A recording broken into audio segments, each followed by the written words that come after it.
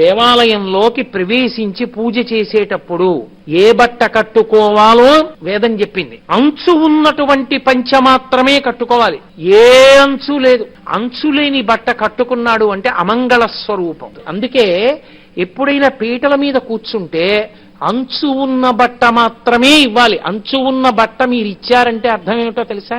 వాళ్ళు 10 కాలాలు బతకాలని కోరుకుంటున్నారని గుర్తు. మనకి ఇళ్లలో పెళ్లిళ్ళైనా పేరంటాలైనా బట్టలే పెడతారు. ఆయనకి ఎన్ని పంచెలు ఉండనివ్వండి, మళ్ళీ ఓ పంచెలు చాపే ఇస్తారు. ఎందుకని?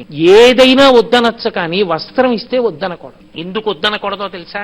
వస్త్రాన్ని ఇచ్చినప్పుడు ఆ వస్త్రమునందు దేవతలు అధివసించి ఉండి నీ ఆయుర్దాయమునకు కారకులవుతారు. ఇంట్లో ఏదైనా పూజ జరిగితే పీట్ల మీద కూతురు అల్లుడు కూర్చుంటే అత్తవారు వచ్చి బట్టలు పెడతారు. ప్యాంటు చొక్కా పెట్టమని కాదు, ఒకవేళ కర్మకాలి పెట్టవలసి వస్తే పంచెల చాపు మీద పెట్టి